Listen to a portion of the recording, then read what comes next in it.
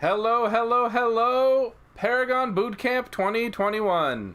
It is time for our final lecture of the day. If you have been sticking around with us since the start, 6.5 hours ago, please give yourself a nice round of applause. You are truly one of the successful boot campers. So, with that said, we are moving into our final class. This is another class with Admiral and Cash, the autocrat of this event, and we're going to be looking at mental and physical health on the battlefield. I'm not going to waste any more words. Give it up for the Admiral. Hello, and welcome back to Paragon Bootcamp. As Woonjo said, this is mental and physical health on the battlefield. I'm Admiral Ancash. Most folks just call me Admiral. We're going to break this class down into two parts, obviously. The mental health side and the physical health side. Just some housekeeping stuff. At any point, if you have any questions during this class, please feel free to throw those in chat. Be sure to tag me so it's just a little easier for me to find. Other than that, if everyone can see me and hear me okay, we will begin. Okay, also just a side note, just a reminder, there is a 20-second delay, so I will see your message 20 seconds after you post it, so keep that in mind.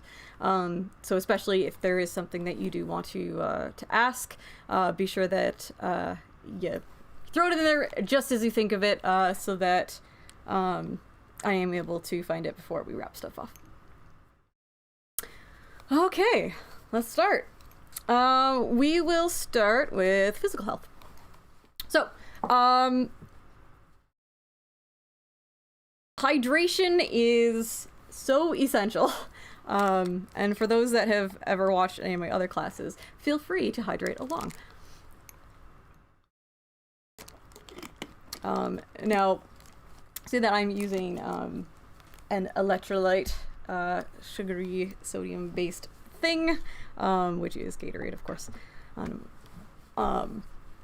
It's really important, though, that you are drinking water, especially at events. Do not just drink sports drinks. That's really, really, really important.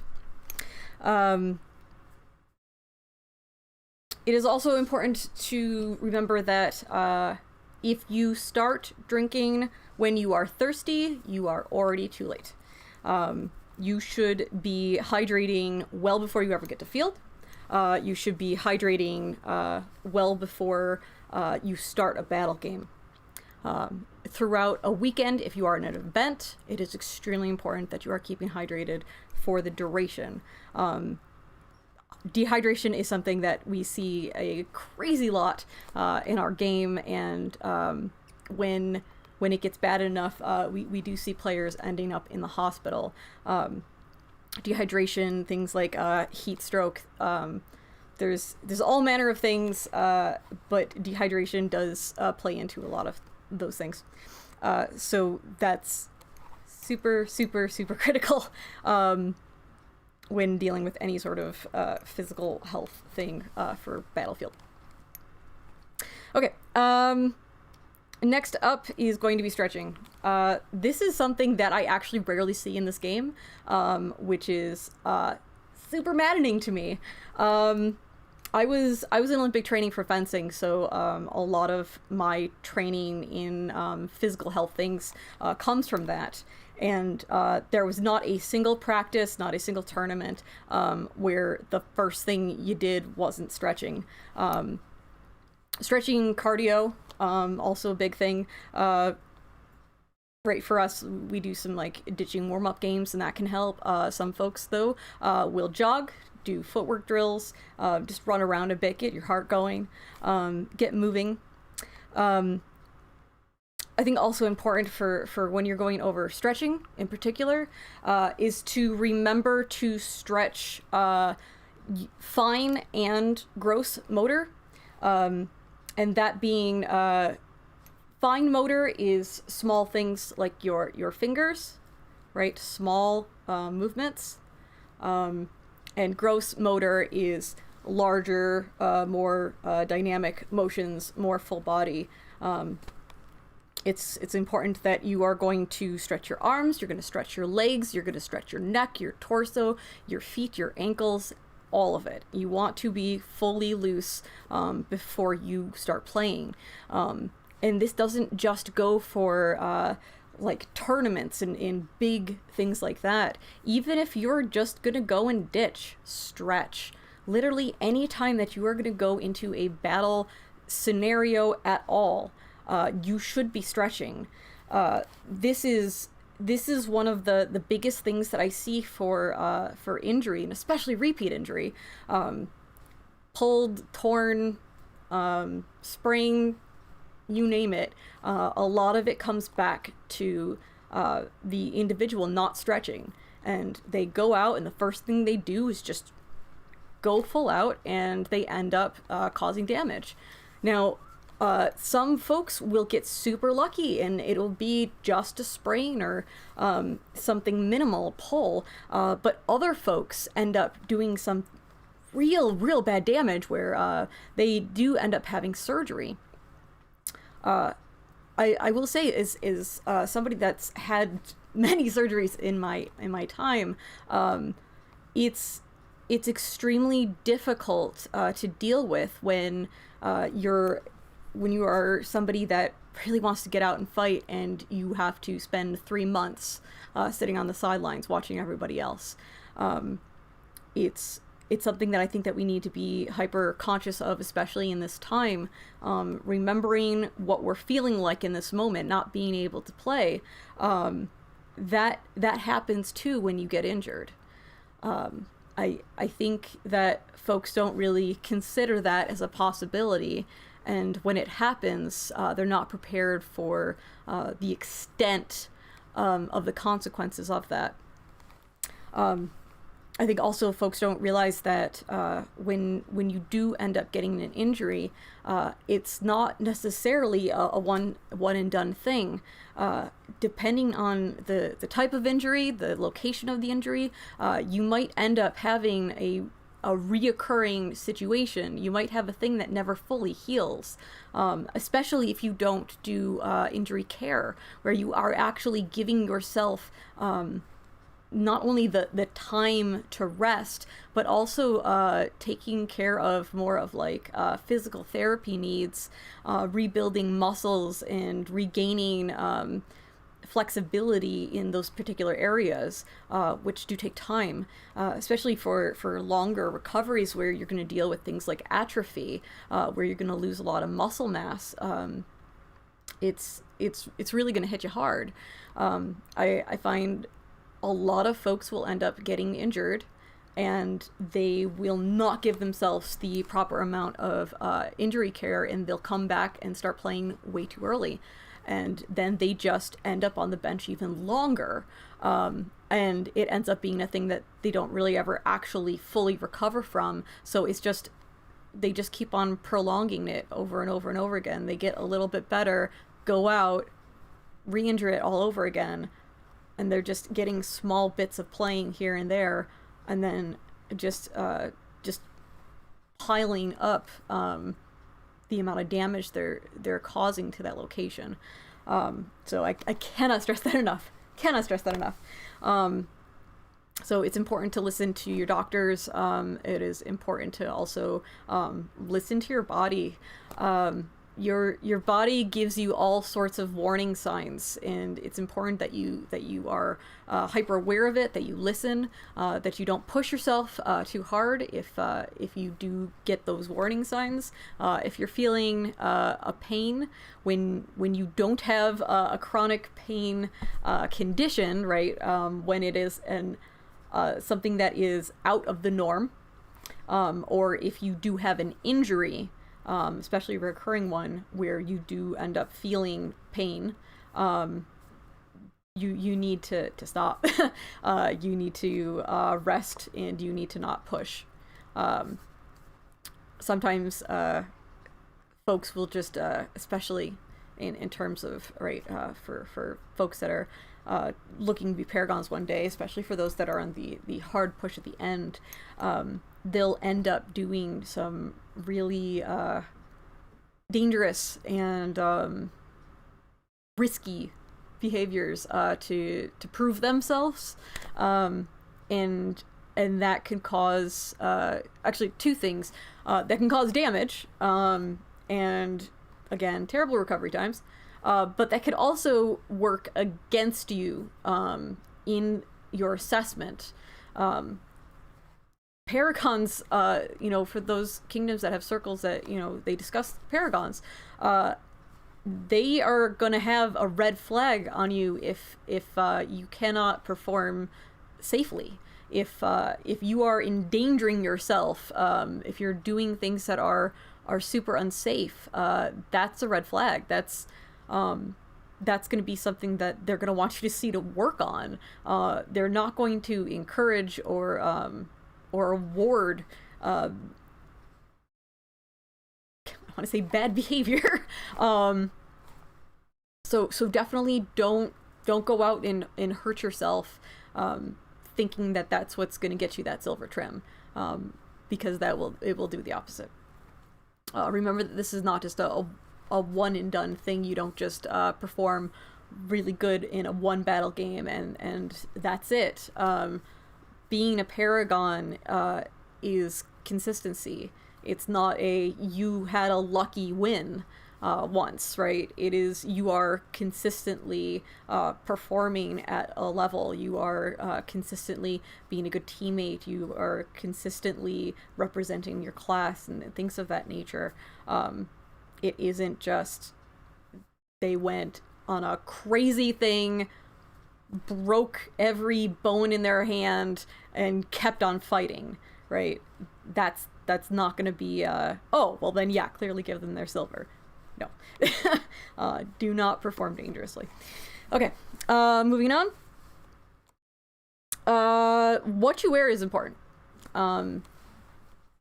For those that are big movers, those that are running around a lot, what you're wearing shoe-wise is actually really important.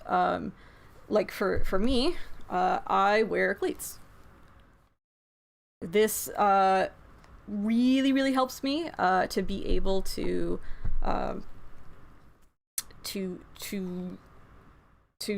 run faster, to have more control, to be able to make turns easier, to backpedal easier. It's all about control.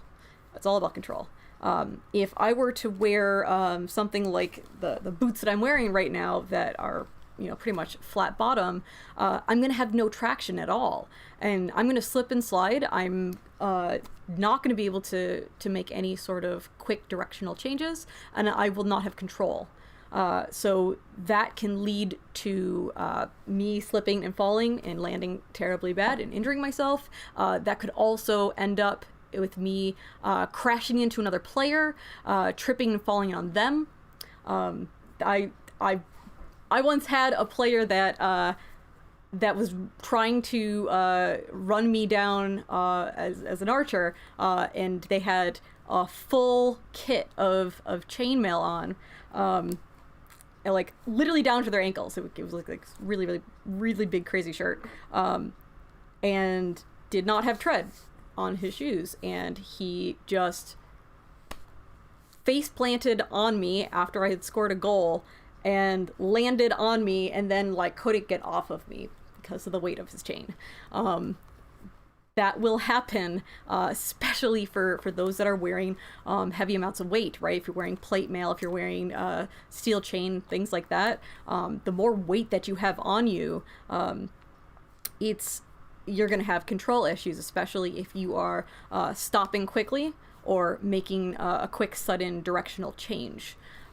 You will most likely have a weight distribution issue where you will fall in a particular direction. And again, right, if you are close to somebody else, you end up landing on that person, and it is a bad time for everyone. So that is something to consider. Other things having to deal with what you're wearing. If you are wearing armor that doesn't fit you, you can injure yourself. Plate is a big one for this. There's so much ill-fitting plate out there, and there are times also where folks will wear plate and they won't wear anything underneath, like a gambeson. So just like literally on bare skin, and it won't fit them right. So when they make a certain motion, they'll end up bruising everything in there. It's something you want to avoid.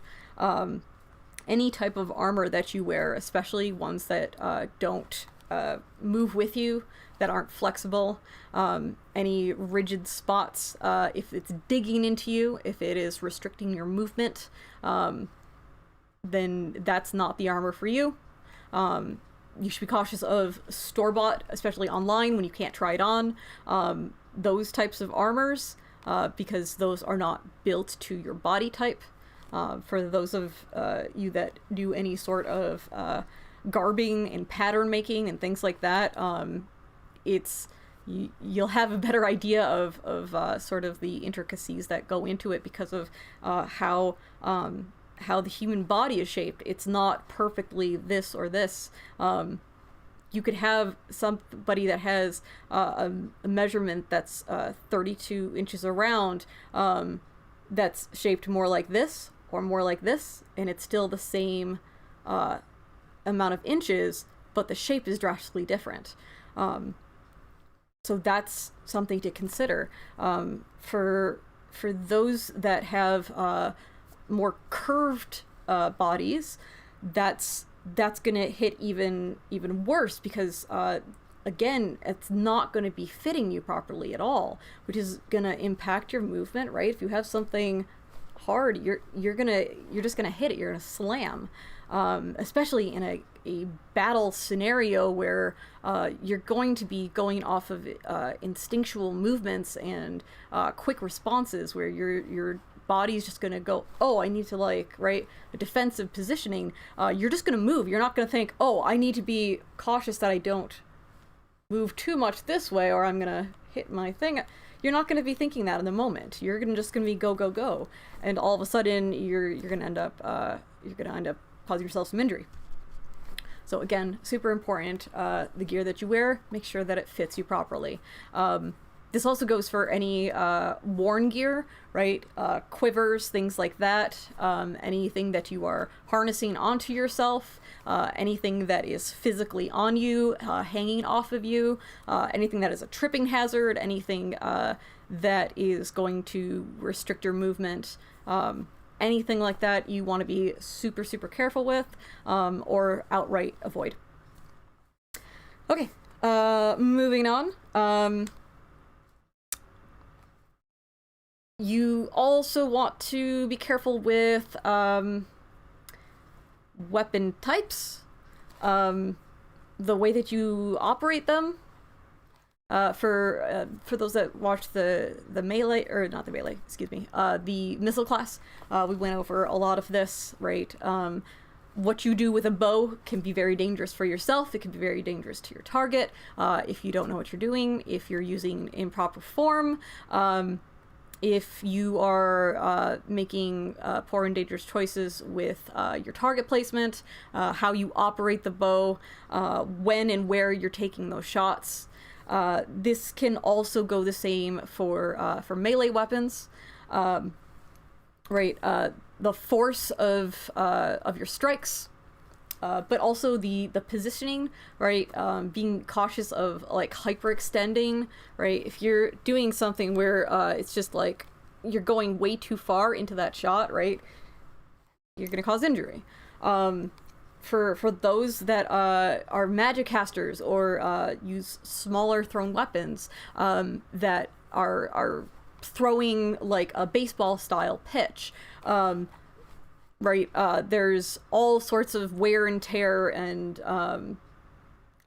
pulling and rotator cuff injuries is a big one for that. Tennis elbow also is a thing. Tendonitis. Those are all things that can be caused by improper form, overusing, not stretching, not giving yourself recovery when injured, inflammation issues, things like that. They're all things that you just want to be cautious of. There's things that you want to avoid or make sure that you're doing properly. I will say even shields. Even shields is a thing. If you don't have a shield that's like properly sized to you, you can end up whacking yourself. If you have a shield that is too far into your sword arm and you try to go for a cross shot, right, you'll end up like hitting the side of the shield like with your arm and bruising yourself up pretty good.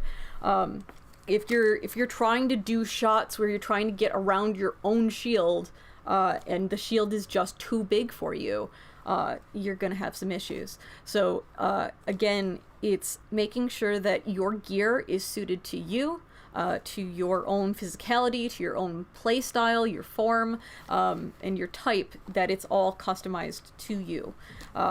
Because again, you want to avoid anything where you're dealing with collisions, any issues with restriction, hitting things you ought not to be hitting, anything that's in that territory you want to avoid. Again, if anyone has any questions at any point, again, feel free to send a message here in chat. And if you could tag me, that would be fantastic. It would just be a lot easier for me to find. Other than that, we'll keep going. Garb. So Raven mentioned this earlier in his melee class, but the material that you wear can really hinder or help you, particularly when it comes to temperature control. Linen is fantastic. I 100% agree with him. Linen is fantastic. Breathes really, really well. If you have things that are more like artificial based, like plastics, things like that, that are in the textiles, they could end up making you overheat, having sweating issues, making it where it absorbs too much of the sweat. There's lots of temperature control issues that can happen if your materials are not breathable.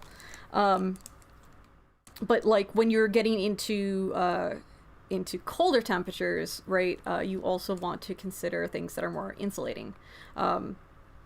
If you are packing on things and you're starting to sweat too much, then if you have a material that's just seeping in the sweat, you are going to end up just having cold, wet sweat up against your body for long periods of time in the cold, right?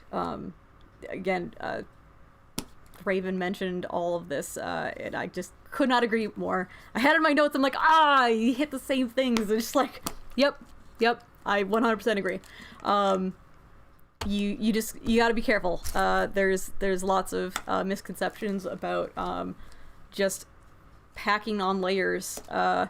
Layers can be good at times because you can kind of customize how much you're wearing at what points. If you just wear something that's just one layer and it's all or nothing, that can be a little difficult. If you do have different types of layers, and this goes for all temperatures, right? So if it's warm out and you have different levels, if you're dealing with a windy day, if you're dealing with fall or spring where it can kind of fluctuate, having layered options where you can add things or remove things as your temperature is adjusting and changing, you can have a little bit more control. It's also going to be very important that you remember two specific directions and timing with temperature things.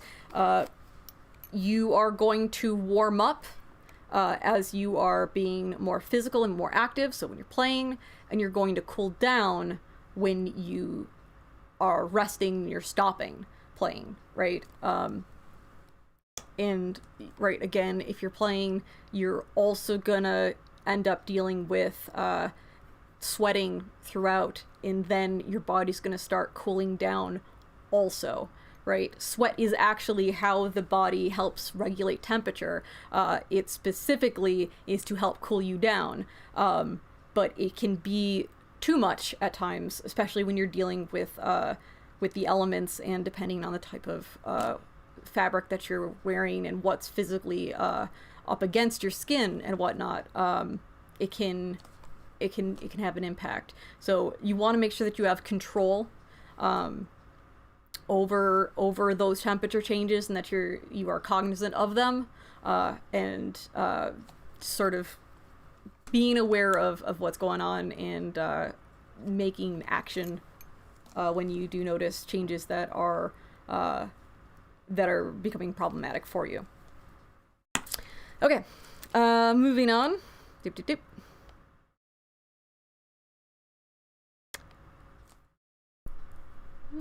Okay. Other things for things that you have on you.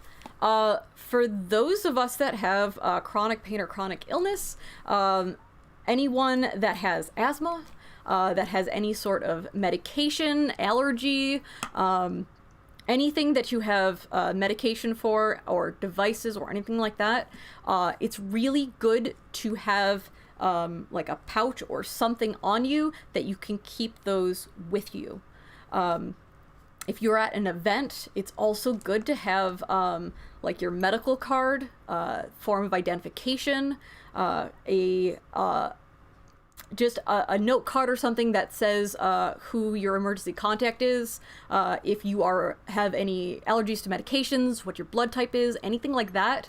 A lot of folks don't really consider this, but there are times where you are in a battle and something goes terribly wrong and you become unconscious and have to go to a hospital.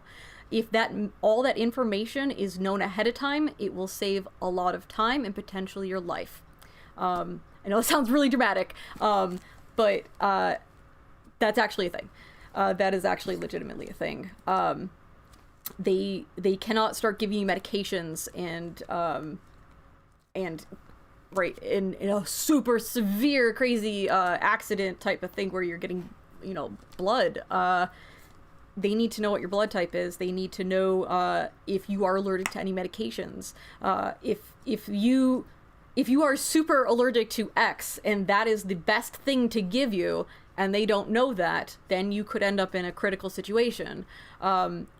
Alternatively, they could just not know if you are allergic or not and withhold it until they have confirmation, if that's a risk. So I know that's something that most folks don't consider. A lot of folks don't really think that those are possibilities. They don't consider that that type of injury or accidents can happen to them.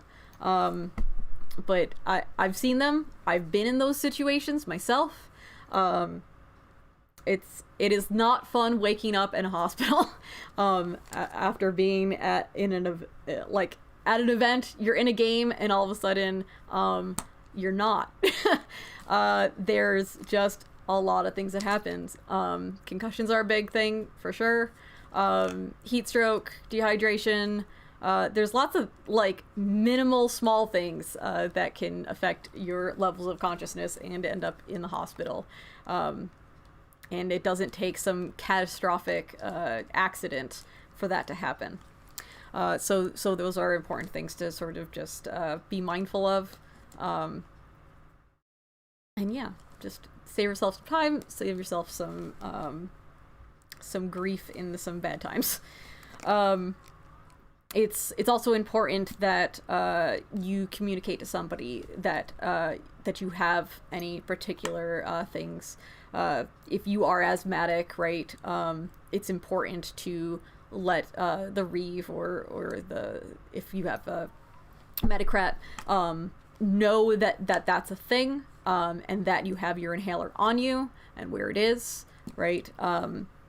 Because in those moments, right, if you're having an asthma attack, you are not going to be calmly discussing with somebody where your inhaler is, or that you have asthma.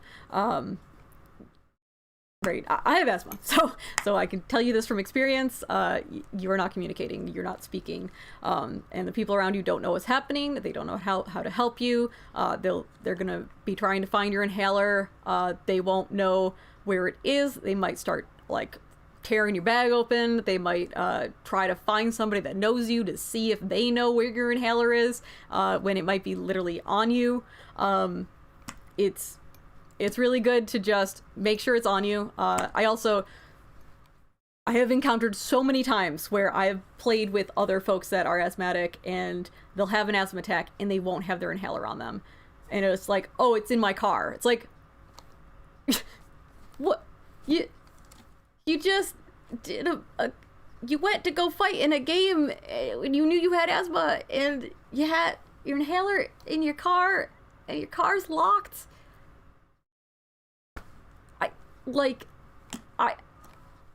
I can't count how many times. I literally can't count how many times. 15 years that I've seen that. Oddly enough, always in the car. Always in the locked car. Because it's also, you'll get them to where they will get to your car, and then they'll realize that it's locked, and then they'll try to get back to you, and then try to figure out where your keys are, all the while you're, in the middle of the asthma attack. I've done it once. One and done. Never did it again. But yeah, so now I always wear a pouch. It's always in my pouch. So, little ranty tangent. Apologies. Okay, moving on. I think it's everything for Warren stuff. So I'm gonna also just give sort of a couple of tips. Excuse me. Remember to hydrate along. Just a couple of tips for those that do play with chronic pain, chronic illness. For those of us that have conditions where it's safe for us to play and it doesn't cause damage, it's just sore and painful, but otherwise that's it. No actual repeated progression of injury, and not anything where you're causing any sort of damage to yourself at all, right? Right. Fibromyalgia is one of the things that I have, which is something of that type. When you're dealing with nerve damage, stuff like that, like it's stuff that's going to hurt, but it's not going to cause any damage, right? It's not like a torn or pulled muscle where that's just going to be a whole thing if you're not resting it, doing other things. There's ways that you can still play this game and can help mitigate some pain stuff for you. Remember that you can call dead at any point. If you are having a rough pain day and somebody is running towards you and they're about 20 feet out, call dead. You don't have to just stand there and take the hit. If you're having an off day, you're probably not going to survive the encounter. You're probably not going to have a good interaction fighting wise, right? Especially if you're not doing specifically like a melee fighting aggressive type thing, right? You might be doing more of a defensive line backing thing. You might be doing magic or range. You can call dead if you know somebody's going to end up killing you. Give yourself the break of that impact, because the less impacts that you get, the more you're going to be able to play, last longer in that game, and it's gonna save you some pain later on the end. Other things to remember is adrenaline is your friend. Adrenaline is this nifty band-aid, but the trick of it is once it wears off, you feel it. Something that can help also is triggering the adrenaline before you start the game, so it can get that band-aid up and going to help you with the first initial onset of battle. So some things to consider. There's different ways that you can get your adrenaline going. Something that I personally do for my own method is the open palm. I will either pick here on the top of my chest, or I will take the outside of the top of my thigh. That just, I can already feel that. It kickstarts the adrenaline, which starts the band-aid process, right? It gives you that little kick. It gives you that little bit of cover that takes the edge off of the pain. That can help you before you get in, because, right, movement and stuff like that, running around, you're tight, you're sore. Having that adrenaline already going before you start can help. Be cautious though in between games, any sort of large breaks and stuff like that. You want to keep moving, keep stretching, just try to keep that adrenaline up as best as you can, because if you do just rest and relax and let that adrenaline completely wear off, let's say you have a game that's so long that you've got like a break in between, then you won't have the adrenaline. You'll hit that down spike, and it will be very hard to get that back, and it might not be able to happen at all. When it hits you, all the stuff that you're going through and the pain catches up with you, sometimes it's just a bit much, and you're just like, nope, I gotta tap, I'm out for the rest of the game, right? So you want to be aware of that, and you also want to be make sure that you have a space, a chair, something prepped and ready for when the game is done, because when you are losing that adrenaline, right, consider the gear that you're going to have to carry back if you have something that's not near your vehicle or your camping area. Ask friends, get some help. Figure if again your battle game is not anywhere near your resting area, right? If you have a cane, if you have a walker or something like that, having that on hand so that you can get back more comfortably and safely, because it's going to be at the end that's going to hit you, and there's a certain amount of window that you have before that's going to kick in. So yeah. Welcome to Chronic Pain and Ills. It's also important, especially if you're at an event and you're doing battles and whatnot, that you are resting. You don't have to play every single game. You don't have to stay up till 4 a.m. Be gentle with yourself. Take care of yourself. Listen to your body. You know it more than anyone. Watch out for those red signs, those red flags, and act immediately when you catch them. Don't sit on it. Don't go, I'll get to it. Make sure you're keeping up with your hydration. Make sure that you're taking your medications, that you are on time. Don't miss things. And make sure that you aren't pushing past your limits. That you have boundaries, and that you're not just trying to do it for somebody else, right? That you're not pushing yourself because you're worried that your team will be mad at you, or for those, going for Paragon, thinking that you won't earn it if you don't throw yourself, through stuff. It's very important just to understand the importance of self-care. And that really goes for anyone, right? You don't have to have some debilitating illness or disorder.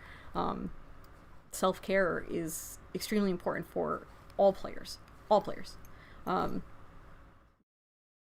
Your body is everything, and if you don't treat it right, you're not going to get to do the thing that you love, right?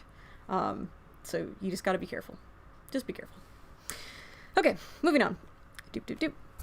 Again, if anyone has questions at any time, feel free to tag me in the Twitch chat. Otherwise, we will just keep rolling. Doop. The one last thing on this, I will say is communicate. Kind of went into it a little bit for the medical stuff, but if you are in pain, if something happens, you think you've caused injury to yourself, or you are concerned you are about to, if you are feeling the effects of dehydration, if you are getting overheated, whatever the case might be, communicate with your team that something is up. Ask for help if you are finding yourself in a situation, if you need water, if you need shade, if you need to just get all of your gear off of you like that. You need to communicate. It's okay to ask for help. It's necessary to ask for help when you are in a situation. Do not get into your head about disappointing your team. This is a game. There's going to be a million more, but you only got the one you. And a single game is not worth any sort of injury or any threat at all to you. It's not worth it. It's absolutely not worth it. So make sure that you get help if you need help. Make sure that you're aware of who the medicrat is if there is an event. Make sure that you know who is medically certified to give aid if you're at a field. Again, make sure that it's known who your emergency contacts are. If there's anyone in particular that you really trust that can help you out in a situation, just communicate that you need that individual, where they are, and then communicate with that individual to help you. It's just really, really important that when you are in a situation, you don't keep that to yourself, and you don't needlessly try to get yourself out of a situation if you need aid. So that's just super important across the board. Okay. And that's the end of the physical stuff. Again, if you have any questions at all having to do with physical health things, go ahead and throw that in chat. Doop. Checking stuff. Okay. Again, there is that 20-second delay, so I will see it 20 seconds after you type it. I'm just going to give it just a quick second. Oh. So, for those that ever watch my Admiral Academia classes, I always give the 20-second silly dance, so I will, in honor of that, continue the tradition. I actually believe this was started at last year's Paragon Bootcamp, where this all crazy ride of nonsense that we all find ourselves in. Yes, and it's never actually 20 seconds, and it always ends with jazz hands. Okay, that's you for you, Rajavia. Okay. Cool. Then we're gonna move on to mental health. Okay. Morale. Morale is a thing that impacts a lot of people. If you end up getting super down on yourself and super down on your team, and you are making super negative remarks, you're being self-deprecating, you're just getting into this sort of despair thing of, we don't have a chance, we're just not good enough, there's no point in even playing, why we're even bothering, that spreads very quickly, and the rest of your team is going to feel that, and that's going to get into their heads, and everything's going to go downhill from there. If you start noticing that sort of cynical, jaded, kind of negative, intrusive thoughts, that's sort of a point to start redirecting your goals. At that point, it might not be to win the game. It might be that you want to successfully attempt doing a specific spell or getting a specific ability off. Small attainable goals. It might be just to have fun, just to YOLO, be silly, do something nonsensical, just to have fun with it, because if it doesn't matter, then it doesn't matter. It's just, again, it's a game. I think the biggest thing for us to remember is that this is a game, and there will be a million games after. One single instance is not, like, if you lose, that's okay. It's okay to lose. There's always going to be a winning team and a losing team. Unless there's a very specific situation of which there is a game that allows ties. But most often not, there's a winning team and there's a losing team. So you're going in with that 50-50 split. If you go in and it is crushing to you to lose, it's going to be very important that you reassess what your goals are, what is attainable. It could be even just to communicate better with your teammates. It could be to have a different goal and objective, a different strategy. Just spice it up. Try something different. I use this phrase a lot, but it's that whole thing of insanity is doing the same thing and expecting a different result. So if you are just getting in a rut and you're not having fun and you're doing the same thing, try something different. Change it up. Completely just nix your idea and go for something else. This can really help. When you also just have fun with it, just not try to be, if there's going to be times where you're going to end up on a team and it is just stacked against you.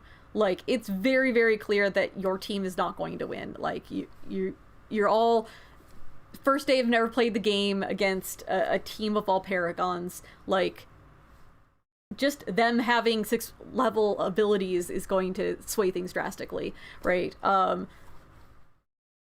It's okay. Don't go on going, well, if I can't win, I can't have fun.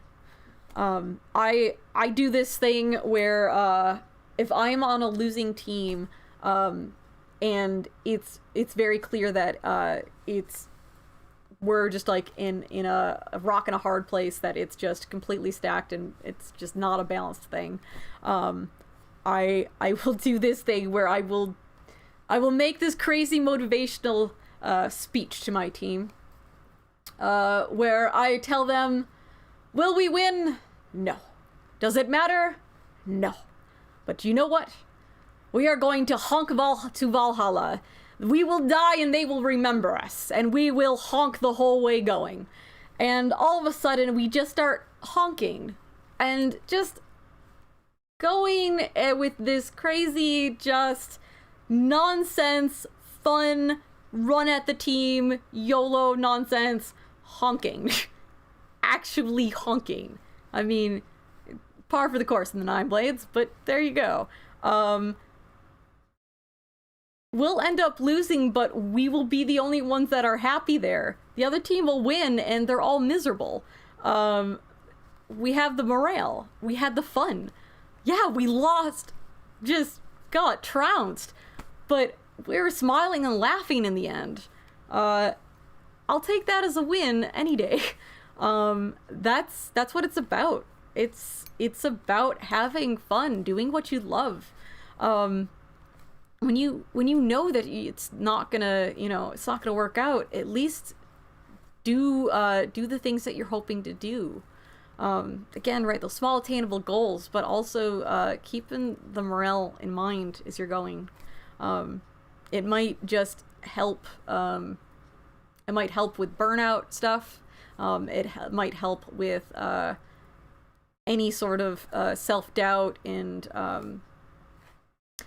there are times where we're just very we're not gentle with ourselves mentally. We get in our own heads. Again, that self-deprecating behavior, that language, any sort of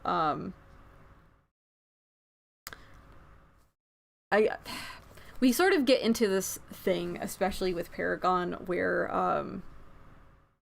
and for those that are on their hard push, especially, and when they're on the hard push for a long time, it becomes a thing of validation issues. It ends up being a thing of equating Paragonhood with self-worth, which is the worst thing you can do. I cannot specify that like anymore. I just hard stop. Paragonhood is not the equal measure of worth. There's going to be so many of you out there that already are paragons. It's just a matter of when the sash is handed and when the scroll is signed. That doesn't make you not a paragon. That doesn't make you less of a masterful player.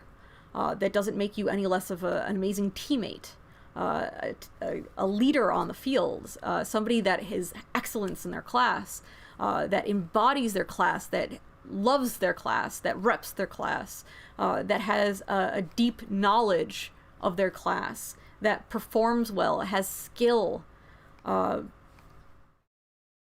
It's just, there is no better feeling than about damn time and so well deserved. Those two phrases. You might get overlooked for a very long time. You might be waiting years and years and years. When that moment comes and you hear one of those two phrases, or both, it's all worth it. It is all worth it. Take it from someone who knows. It's worth it. It is worth it. So don't get too down on yourself, and don't give up on yourself. It might end up taking a while, but don't give up. Just don't give up. Focus on the small attainable goals. Make sure that you're having good communication. You're getting feedback, that you are taking it constructively and not taking it personally. That you are being mindful of progression, that you're trying new things, that you're exploring your class, that you're not just finding one thing you do really well and then just are too afraid to try anything else. Explore and have fun. Learn every aspect of your class. Experience it. Even if it's not something that you know, those parts of your class that you excel at, trying them will at least give you knowledge about them. It will help you become a better teacher when you become a paragon. If you have an apprentice or a student, any sort of mentoring situation where maybe it's not your thing, but it's their thing.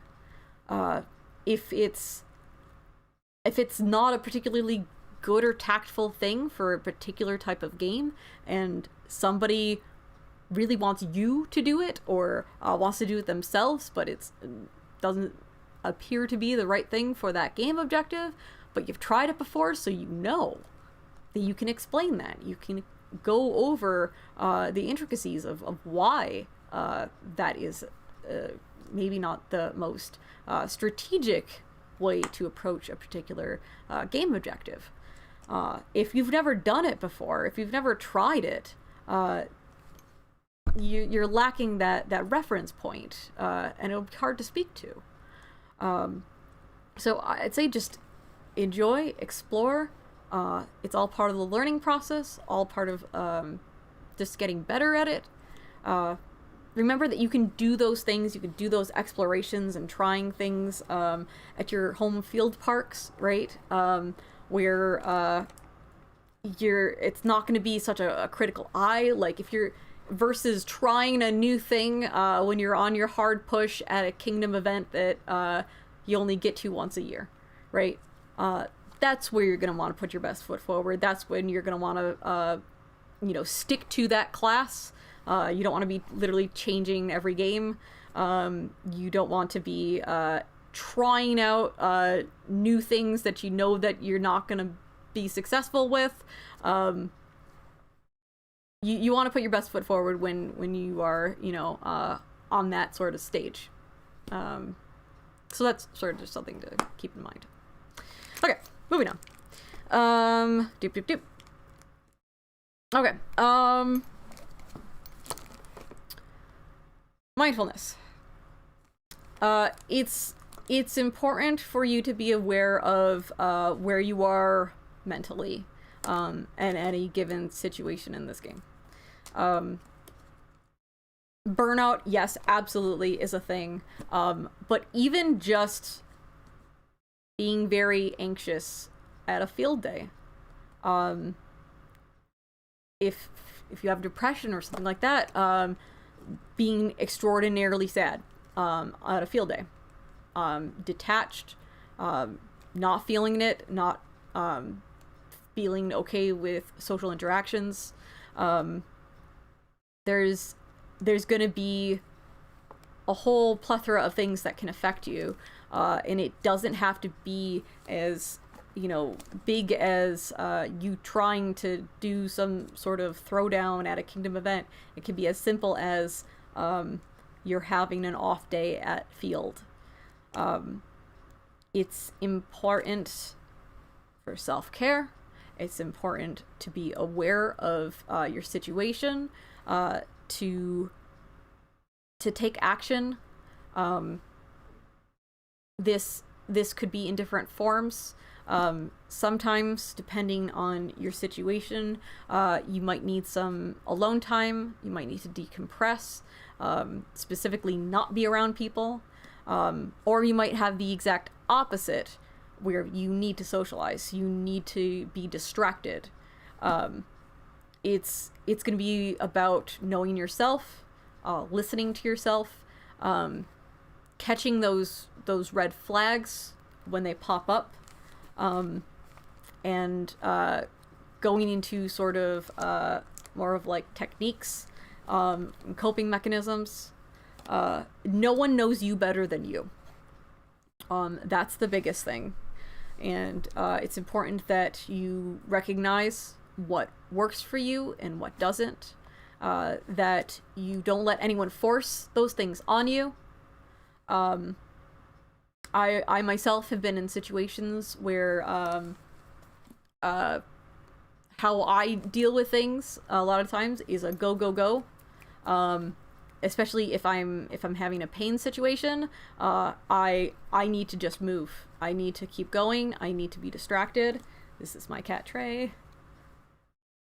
Paragon Bootcamp without him showing up. Hi, buddy.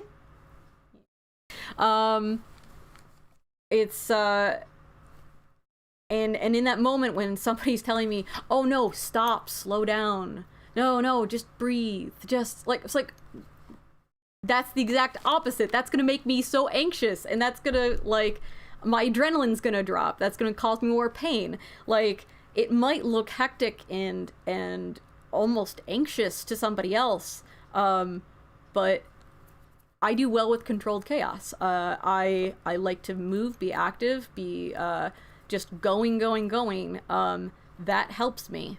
It might seem sort of manic at times, even, but it's a comfortable thing, and it's something that is controlled and is choice. That's the difference. That's the giant difference. So when somebody else tries to tell you how to handle yourself, you gotta have boundaries. You gotta communicate. You gotta make sure that you're not gonna be in a situation where they're gonna try to force their ideas and opinions on you. or even me talking to you in this class right now, these are suggestions. These are things that I have experienced or have experience training in.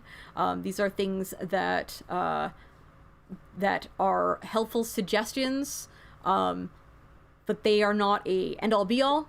They're not a there's only one right answer. There isn't a you need to do this. There isn't a listen to me and not medical professionals, right? Suggestions are suggestions. They might help you, they might not. It's important that you have introspection and you learn about you. There's going to be some things that may not make sense to others that are going to help you. And knowing what those things are and when to use those tools is going to be very important. This is a very social game. This is a very busy game. There's lots of people. Sometimes that can be very overwhelming. Sometimes that can be very chaotic. Sometimes that's the best thing for you. Sometimes you just need to be distracted and you just need to be around people. In those cases, fantastic. But again, there's going to be times where you just need alone time. You need to decompress. You get peopled out. Right? And in those cases, right, if you're, I would say, some tips, if you're in an event, find a secluded location that you can dip to. That you can maybe even have somebody that's in the know, that knows you well, that you are comfortable with, that they know your situation, and basically like when you give them that heads up that you need some time alone, and you go to this specific location, they can basically bodyguard for you. Just make sure that other folks aren't going there, stepping and going, nope, they're fine. Yep, nope, they're just, no, go ahead, we got this covered. You're good. Nope. Like, I've found that to be extremely helpful. I've also been the person that's done that for other people before, right? I've had folks do that for me, and I've done them for others. Sometimes you just need not a crowd of people trying to tell you how to deal with a physical medical situation or a mental health situation. Just having lots of people with lots of opinions and trying to just at you is sometimes you're just like, please don't. Please don't. And sometimes it's hard to communicate that, especially in those moments. So just having a wingman that a wingmate that can just help you navigate that and to be that buffer can save you spoons. For those of you aware of the spoon theory, save you spoons. Yeah. Okay, we'll move on to the next bit. Again, if anyone has any questions, this is a very good time. We're gonna be getting close to the end here. So again, if anyone has any questions, if there's anything they would like me to go into further, if there's anything more in depth, or would like repeated or rephrased, or have specific scenarios that they could use some suggestions and strategies or whatnot, anything, really, just anything. Go for it. Like, I'm here. I'm perfectly good with going over whatever you need right now. Okay, so just go ahead and you can do that now, and I'll get into this next part. Again, there's a 20-second delay. So, moving on.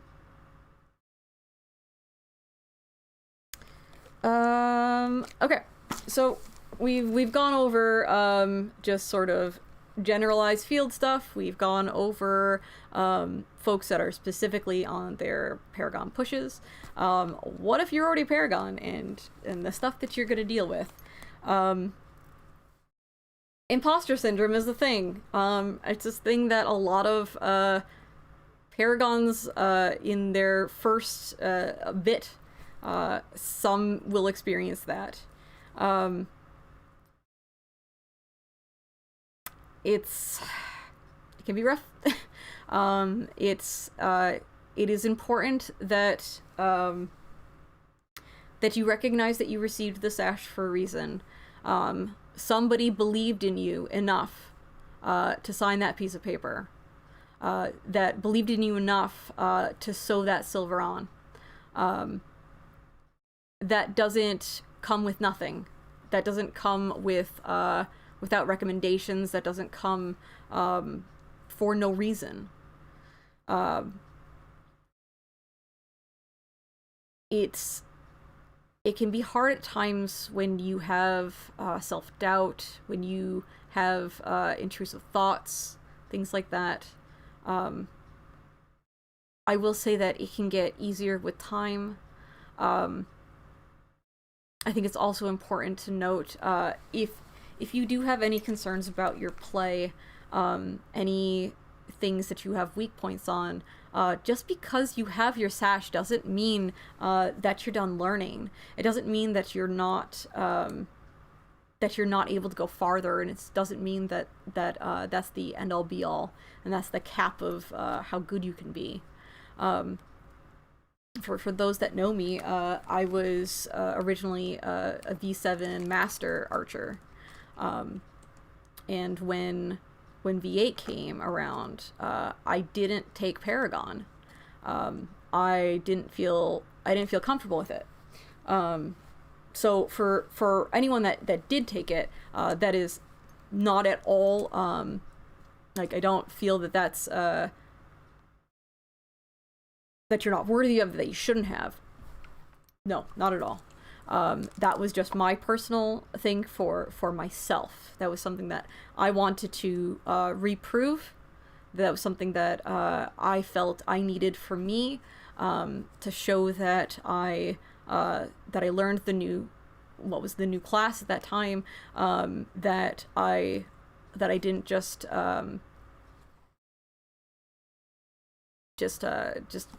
stop at V7, right?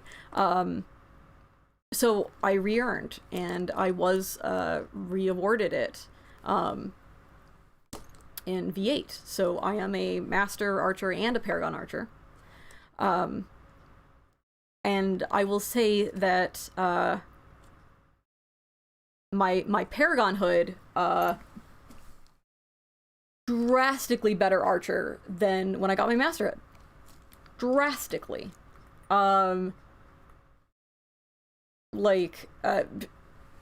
Shocking levels of just the difference. If I had just taken my Paragon then hood, then I don't know that I would have had that self-improvement, that I would have really pushed to see how far I could go, that it wasn't just about relearning the abilities, but learning new techniques, relearning all the other classes, so that I knew how best to interact with my team and my opponents. Just different shooting styles, different gear setups, different use of armor. I went on such a deep dive, and the amount of years I've been playing when I got my Master hood versus how many years I had been playing when I got my Paragon hood, right? I knew more, I had experienced more. I was a more veteran, more seasoned player at that point. But you don't have to try to re-earn something to go through that journey. So if there's ever anything that bugs you, if you're even worried that you got it too soon, which doesn't mean that's the case, I'm just gonna preface that, but if that's just a thing for you, a concern for you, then don't stop. Just don't stop trying things, improving, finding different techniques, working on different team strats, just being a better teammate, communicating more. See how far you can go. I'm going to say that's the challenge to all Paragons, including myself. Don't ever stop. Don't ever stop learning. Don't ever stop trying things. There is no such thing as it's like actual master. There's no end cap to anything that we do in life.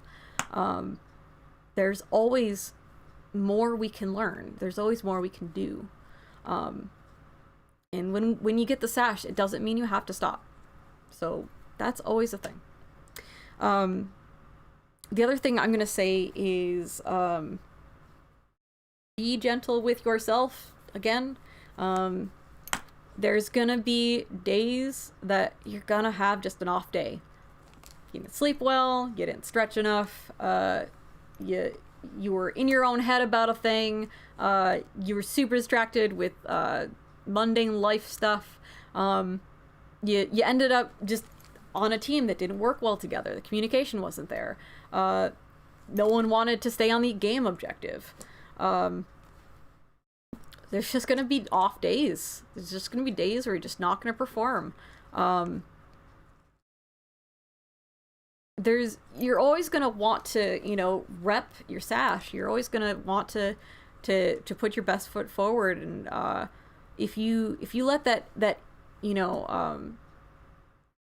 that intrusive thought going, oh, well, you didn't play like a Paragon today, if you didn't earn your sash today, right? Like, if you have that sort of thing in your head, you're gonna drive yourself mad. You're not gonna just enjoy the game. You're not gonna enjoy your class anymore. If you have this fear and this doubt and this thought that you always have to be on, always, that's gonna eat away at you. So be gentle with yourself. Be understanding. Know that we are imperfect beings, and it is impossible for us to be 100% on 100% of the time. There's going to be a million variables that's going to affect that. Even the weather can affect that. So do not be that critical of yourself. Give yourself a break. You went through heck to get that silver. You earned it, and you got it, and you deserve it, and it's yours. Having an off day isn't going to change that. That's not going to make you any less of a Paragon. You had a bad day. We all have bad days. It's okay. It's okay. That's the biggest thing. It's okay. You're going to have a million games after it, right? You can have a million games after it. We're just going to keep on playing. Do better next time. Or you might have another bad day, and that's okay. That's okay. Everything is just okay. Be gentle with yourself. The last thing I'm gonna say on this is boundaries. Make sure that that you communicate how you wish to be approached for feedback. When is appropriate, things like that, so that you're not going to be in situations where folks are going to be demanding you to teach or run things, or to drop everything to mentor somebody in a situation at a specific time at a specific event. Right? If you're at an event and you're volunteering, you're doing all these other things, and somebody's like, oh, well, if you were a big, good Paragon, you would help me with this right now. No. Boundaries is very, very important. Right. Obviously, we are there to teach. We are there to mentor others in our class, to promote our classes. I am a double Paragon. It's not just Archer. I am Anti-Paladin Paragon as well. So play both. But, right, it's, so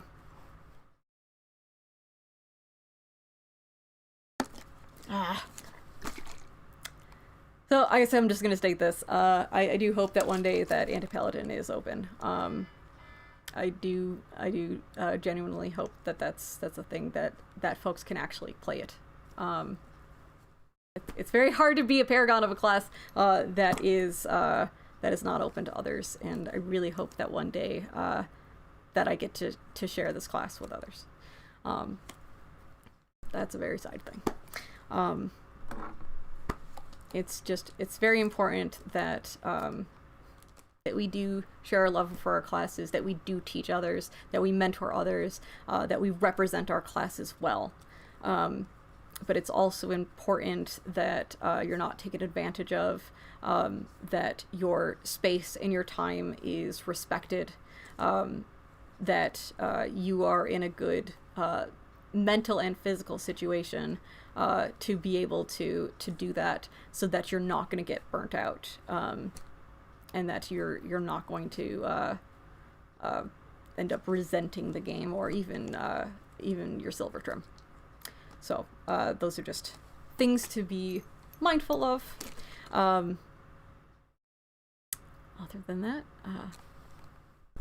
that's everything I got. Again, I'm gonna open it up for any questions, anything that folks would like me to go over. Other than that, we'll wrap up. So I'm going to again hydrate for the last time. Hope we're hydrating along, and we will do the one last final silly dance. And it's never actually 20 seconds. No, I always say it's a 20-second silly dance. It's never actually 20 seconds. It's my terrible secret. It's not actually 20 seconds, but it's called the 20-second dance. Okay.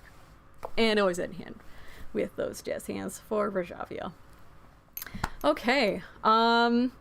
If there are no further questions, I think we're done. Thank you so very much to everyone that came to watch this class. Thank you to everyone that watches this recording in the future. Thank you so much for everyone that is attending Paragon Bootcamp. Yep, want to make sure Mundo knows that I'm ending the class. Okay, good stuff. Again, right, thank you to my amazing staff, all the instructors that we've had so far for Paragon Bootcamp for day 1 and day 2. And please stay tuned for the classes that we have and for court on day 3 for tomorrow. So at this point, I will say good night, and thank you again. Take care of yourselves, take care of one another, and have yourself a fine evening. Thank you so much, Admiral. And with that, day 2 of Paragon Bootcamp 2021 has come to an end, but the event itself still has much more to go. Come back tomorrow starting at 3 p.m. Eastern Standard Time to check out our Reeve class taught by Walker the Middle Goravan. At 4:30, we'll be having our monster class with Paragon Monster Delas. At 6 o'clock, we will have Linagon and Nine Blades Court, so show up for that. If you are a member of Linagon or the Nine Blades as a whole, you don't want to miss out cheering for all the folks who are getting the recognition that they do deserve. And then after court, we are going to have our color class with Paragon Color Bonnie the Broken Wench. All of that happens tomorrow. The silent auction is still continuing, to my knowledge. Yep, I'm getting a nod. Silent auction is still going on the Nine Blades Facebook page. You can check it out right there. And if you haven't signed in for credit yet, please head over to the Nine Blades Discord, sign yourself up, take a class credit. You've earned it. My name is Wunjo. I have been your MC for tonight. I hope to see you again tomorrow. Please take care and have a good night. Bye-bye.